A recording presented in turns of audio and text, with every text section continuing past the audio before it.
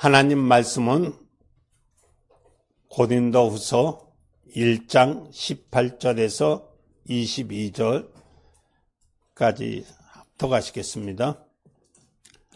고린도후서 1장 18절에서부터 22절까지입니다. 하나님은 미쁘시니 우리가 너에게 한 말은 애하고 안일함이 없느니라. 우리 곧 나와 신뢰하노가 디모데로 말미암아 너희 가운데 전파된 하나님 아들 예수 그리스도는 애하고 안일함이 되지 아니하느니 저희가 애만 되었느니라. 하나님의 약속은 얼마든지 그리스도 안에서 애가 되니 그런 말만 우리가 아멘하여 하나님께 영광을 돌리게 되었느라. 우리를 너희와 함께 그리스도 안에서 경고하시고 우리에게 기움을 부시는 하나님이라. 저가 또한 우리에게 인치시고 성령으로 우리 마음에 주셨으니. 아멘. 한 구절 더 읽겠습니다. 고린도후서 13장 13절입니다.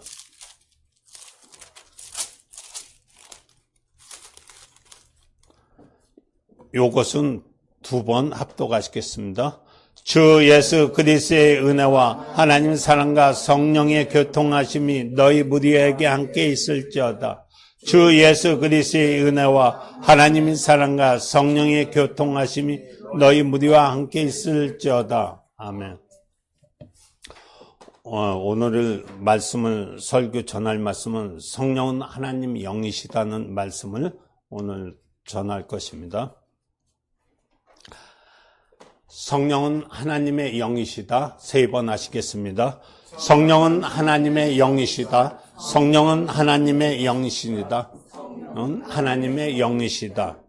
하나님은 한 분으로서 유일하신 분이십니다. 우리가 성부와 성자와 성령 이렇게 삼위에 대해서 말하지만 이 삼위는 한 분이신 하나님이신 것입니다.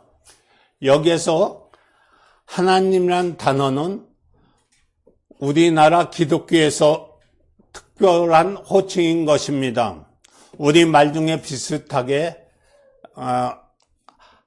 비슷한 말로는 하느님이란 단어가 있습니다. 이는 범신론적인 용어로서 신들을 나타납니다. 또 귀신도 하나님이란 부를 수 있고 산신령도 귀신이라고 부르기도 합니다.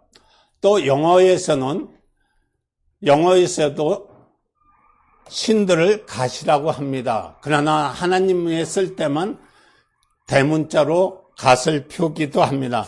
그러나 기독교를 부르는 하나님은 하나, 곧 유일하시다는 뜻으로 유일하신 그분을 나타내는 말입니다. 이처럼 우리는 하나님은 오직 한 분이시라는 것입니다. 하나님은 그분은 유일한 분임을 믿지 아니하면 우리에게 생명이 없다고 말씀하였습니다. 우리의 신앙 목표는 이 생명에 들어가는 것인데 만약 우리가 유일하신 하나님을 믿지 아니하면 우리에게 생명을 잃게 되는 것입니다. 하나님은 성경을 통해서 영생은 곧 유일하신 참 하나님과 그의 보낸 자를 믿는 것이라고 요한복음 17장 3절에는 말하고 있습니다. 그런데 이 말씀과 연관된 매우 중요한 말씀이 있습니다. 성경은 또한 말하길 유일하신 하나님과 그의 보내신 예수 그리스도를 아는 것, 바로 알게 하는 이가 성령이라고 말하고 있습니다. 하나님은 성령만이 예수를 우리에게 알게 하신다고 고린도전서 12장 3절에는 말하고 있습니다. 성경은 아버지와 아들과 성령 하나님이 한 분임을 벌써 나타내고 있으며 이것을 믿는 것이 우리에게 영원한 생명, 영원한 영생을 말씀하고 있습니다. 기독교 종교에서 이단이라고 말을 정의할 때 하나님은 삼위 되시고 또한 일체의 이름을 부인을 하는 자들 곧 이단이라고 하였습니다. 하나님은 삼위 되시며 또 유일하신 분을 믿지 아니 된다면 이미 성경을 잘못 가르치는 것이며 이단의 정죄를 면치 못하게 되는 것입니다. 이것이 성경에서 생명이 없다고 말씀하였습니다. 이 뜻은 아주 중요한 것입니다. 어떤 사람들은 자기의 마음대로 믿습니다. 어쩐든 아무렇게나 믿으면 되지, 나 혼자 믿어도 되지, 이미 우리가 믿어야 할 방향과 믿음에 대한 정석을 성경을 통해서 주었습니다. 우리가 이렇게 믿어야 합니다. 즉 하나님은 유일하신 한 분이시며 성부와 성자와 성령이 삼위 된다는 것을 믿어야 되는 것입니다. 이는 삼위 하나님께서 그 위라고 하는 것은 어떤 높고 낮은 서열을 말하는 것이 아닙니다. 여기서 그 위라 함은 하나님께서 동등한 자격과 권세와 영광을 말하는 것입니다. 비유를 들자면 똑같은 사람이 여럿이 서 있는데 나란히 서 있을 때 정면에서 앞에서 본다면 모든 사람이 한 사람으로 보이게 되는 것처럼 하나이지만 사실 각자 동등한 책임과 자격이 있는 것이라고 말하고 있습니다. 그래서 요한복음 1장 1절에 태초에 말씀이 계시니라, 이 말씀은 하나님과 함께 계셨다는 말씀이 있습니다.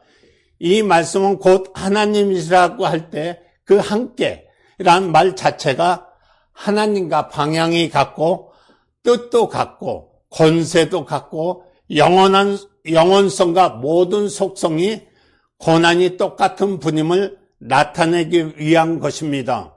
즉 하나님 위라고 할 때 그 삼위는 하나님의 권세와 영광과 동등하게 함께하는 분을 가르쳐 말하는 것입니다. 우리 인간은 아버지와 아들과 간의 서열이 있는 인간적 질서와는 다른 것입니다. 다른 표현을 쓰자면 거룩한 무질서라고 곧 말할 수 있습니다. 여기서서 무질서란 뜻은 혼란을 제 멋대로 뜻이 아니라 이는 거룩한 분이되 서열이 없는 분으로 동일하다는 뜻입니다. 이는 거룩한 분이시되 서열이 없는 분으로 동일하다는 뜻입니다. 오늘 말씀이 성경 본문에 보더라도 우리가 축도했을 때 예수 그리스도의 은혜와 하나님의 사랑과 성령의 교통하심이 순서로 되어 있는 것을 볼 수 있습니다. 우리 인간적인 서열로 본다면 당연히 하나님의 사랑이 먼저 기록되고 마땅하겠지만, 그러나 여기서 삼위는 동등한 영광과 권위를 가지고 동등한 하나님 역사하신 분을 깨달아야 되는 것입니다. 성경은 본래 하나님 본삼 없다고 했습니다. 그러나 요한복음 1장 18절에 보면 하나님은 본사람은 없으되 아버지 독생하신 하나님이 나타났다고 말씀하고 있습니다. 성경은 바로 예수께서 독생하신 하나님, 눈에 보이지 아니하는 하나님, 곧 하나님이심을 가르치고 있습니다.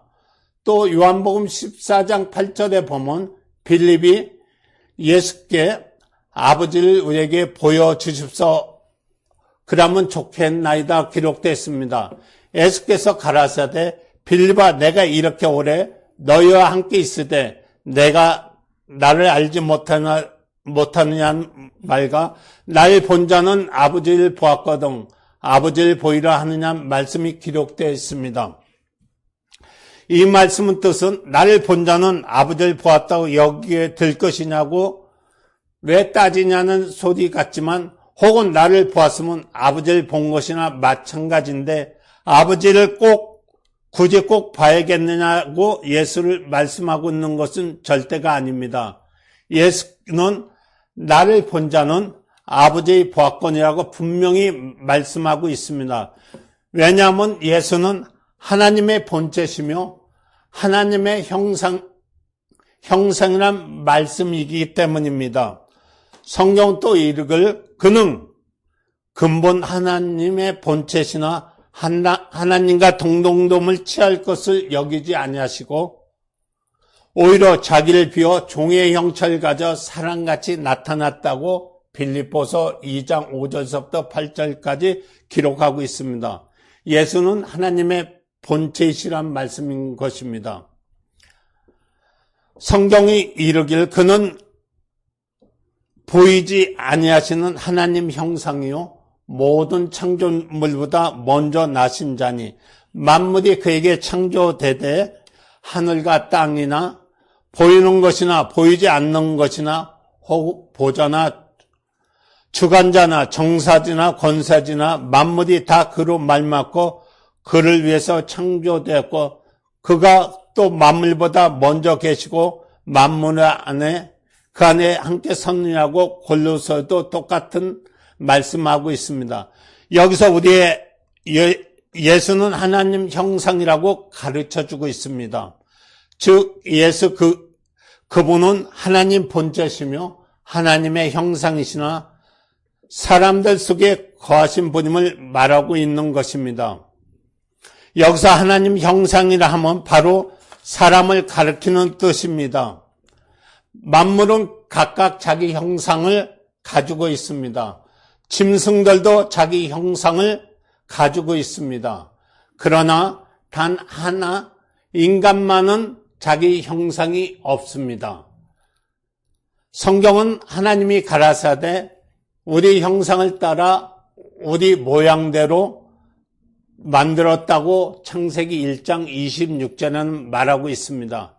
인간은 이와 같이 하나님의 형상을 따라 그 형상대로 지음받은 존재인 것입니다.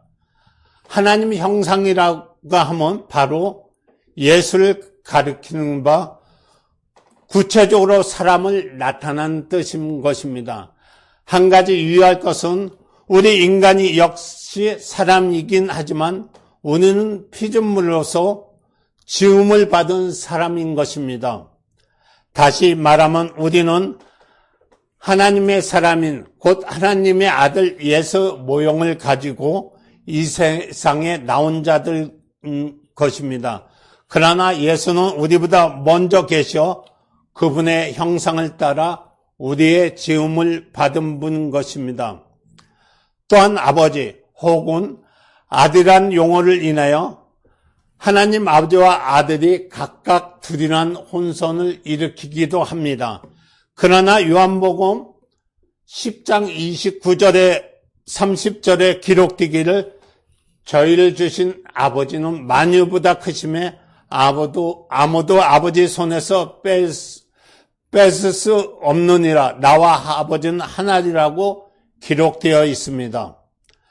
하나님께서 한 분이시며 아버지와 아들은 한 분임을 확실하게 말씀하고 있는 것입니다.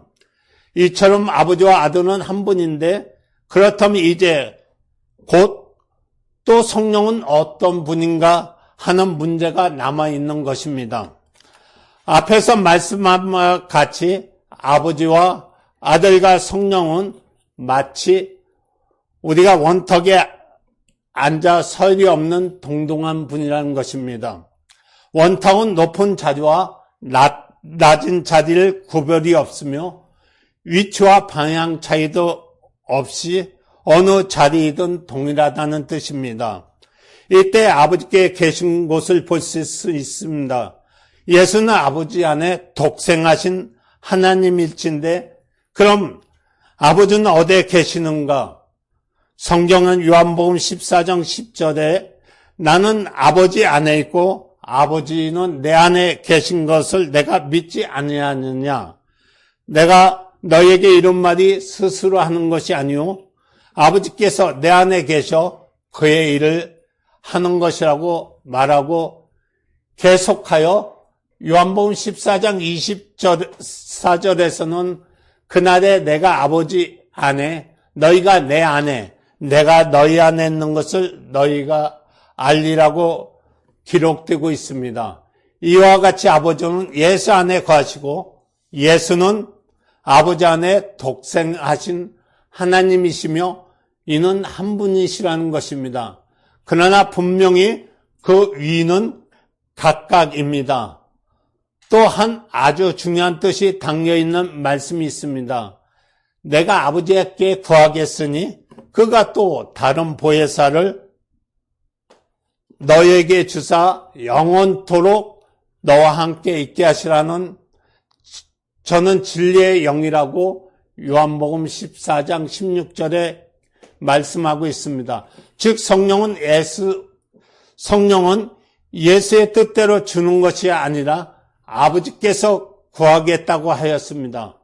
예수께서 독단적으로 주는 것이 아니고 아버지께 신청하면 아버지께서 우리에게 성령을 주실 것이라는 말씀인 것입니다.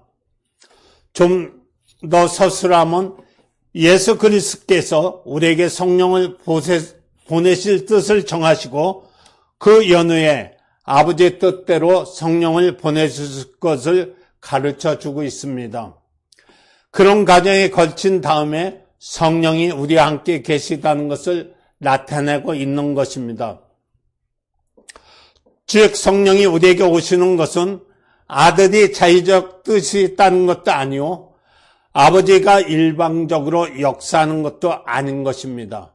오직 아들이 아버지께 구하면 그 다음에 아버지께서 주시는 것이므로 그 아들이 구하지 않으면 성령은 오시지 않는 것입니다.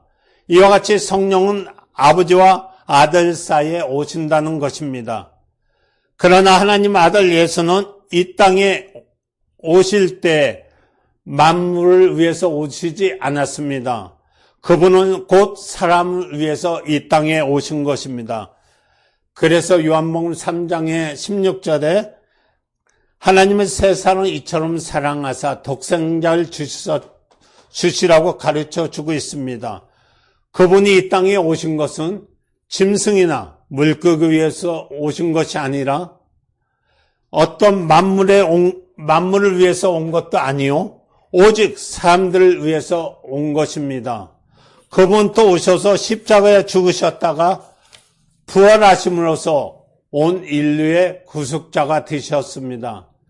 그런가 하면 그분은 또 요한일서 3장 8절에 보면 이 땅에 오신 것은 마귀를 멸하러 오셨다고 하시고 마귀를 심판하러 오셨다고 기록하고 있습니다. 이제 하나님 우편에서 모든 죽은 자와 산 자의 심판하였으며 하나님 우편에서 심판주가 되신다는 것입니다. 예수는 우리 인간을 구원하는 구주가 되심과 동시에 산 자와 죽은 자의 심판하시는 심판주가 되시는 것입니다. 그러므로 하나님 우편에 앉으시란 말뜻은 구주가 되신가 심판자가 되신 동시에 나타나는 것입니다. 그러므로 이제 우리는 아버지 위치가 어디며 아들 위치가 어디인가 또 성령 위치에 대해서 확실하게 알 수 있는 것입니다. 아버지는 천지 만물을 창조하신 만유의 주제가 되시고 라고 마태복음 11장 25절에 천지의 주제신 아버지라고 기록하고 있습니다. 아버지는 이 생에 아주 작은 미생물부터 커다란 짐승과 물고기와 수목과 이 주위의 온 우주를 포함하여 모든 만물을 지시고 또 만물을 주관하신 통치자이십니다. 성경에 기록되기를 아버지께서 아무도 심판하지 아니하시고 심판을 다 아들에게 맡기셨다고 했습니다. 또 이 모든 사람을 아버지를 공경하는 것 같이 공경하라고 하심이라고 했습니다. 요한복음 5장 27절에는 또 인자됨을 인하여 심판한 권세를 주셨다고 말하고 있습니다. 여기서 인자됨을 인하여라는 뜻은 사람됨을 인하여라는 말씀인 것입니다. 예수가 과연 사람으로서 어떤 구체적 경험을 하셨습니까? 그분은 죽으시고 부활하심으로 바로 이 경험을 하였습니다. 그러므로 성경은 모든 또한 이를 기 여기지 말라고 했습니다. 무덤 속에 있는 자가 다 그 음성을 들을 때가 오나니 선한 일 행한 자는 생명의 부활로 악한 일을 행한 자는 심판의 부활로 나오리라고 성경은 말하고 있습니다. 이와 같이 그분은 사람됨을 인하여 구주가 되시고 또한 심판자가 되는 것입니다. 그리고 이제 성령은 오셔서 우리와 함께 영원히 함께 하시고 성경은 말하고 있습니다. 저는 진리의 영이라 세상은 능히 저를 받지 못하나니 이는 보지도 못하고 알지도 못함이라. 그러나 너희는 저를 아나니 저는 너희와 함께 거하시며 또 너희 속에 계시겠다고 요한복음 14장 7절에는 기록하고 있습니다. 이제 우리 속에 계신 성령은 모든 사람에게 다 계시는 것이 아닙니다. 세상에서 능히 모든 사람이 성령을 다 받게 되는 것이 아니며 성령은 오직 성도들에게만 거하신다고 말씀하고 있습니다. 그게 고린도전서 3장 16절에 보면 너희가 하나님 성전인 것과 하나님 성령이 너 안에 거하시는 것을 알지 못하느냐. 누구든지 하나님의 성령을 더럽히면 하나님이 그 사람을 멸하리라. 하나님은 성령 거룩하니 너희도 그리하라고 말씀하였습니다. 성령은 성도에게 성전을 삼고 와 계시다는 말인 것입니다. 즉 성령은 이제 거룩함을 입은 우리 안에 거하시는 것입니다. 이와 같이 하나님 아버지께서는 만물을 창조하신 만물의 주자가 되시며 그리고 하나님 아들께서는 하나님 우편에 앉으사 인간의 구세주와 마귀를 멸하시며 심판주가 되시며 또한 성령께서는 오직 우리 성도 안에서 거하는 것입니다. 다시 말하면 하나님 아버지는 지으신 모든 것을 구별 없이 다스리시고 성령은 인간 중에서 오직 성도를 다스리는 것이 바로 이것인 것입니다. 그렇다면 성령은 어떻게 성도를 다스립니까? 여기에 대해서 성경에 말씀하시길 진리의 성령이 오시면 그가 너희 모두 진리 가운데로 인도하시며 그가 자유로 말하지 않고 오직 듣는 것을 말하시며 장래 일을 너희에게 알리라고 요한복음 16장 13절에 말하고 있습니다. 곧 성령은 오시어 성도 안에서 성전 삼고 계시며 또한 진리 가운데 성도를 인도하신다는 말씀인 것입니다. 그러므로 이제 우리가 예배 끝마다 항상 목회자가 예수 은혜와 아버지의 사랑과 성령의 교통하심을 축도하는 깊은 뜻을 깨달을 수 있게 되는 것입니다. 예수 은혜를 받지 않으면 우리는 심판을 받게 되는 것입니다. 그리고 하나님은 만물을 주관하시지만 세상은 이처럼 사랑하십니다. 하나님, 곧 독생자 주실 만큼 특별하신 우리는 사랑을 입은 것입니다. 이제는 성령으로 말미암아 아버지와 교통할 수 있고 또 성령으로 말미암아 아들과 교통할 수 있는 체험을 가질 수 있게 되는 것입니다. 따라서 여러분, 저는 항상 성전 삼고 우리 안에 와 계신 성령으로 말미암아 아버지와 교통하는 자가 되고 또 아들과 교통하는 자가 되기를 예수 이름으로 부탁합니다. 이 말씀을 또 우리에게도 말씀처럼 성령께서 우리 안에 우리 모두가 계시니까 우리에게도 성령으로 더욱더 인도해서 아버지와 더 가까이 할 수 있도록 예수여 한번 부르신 다음에 기도하시겠습니다. 예수여!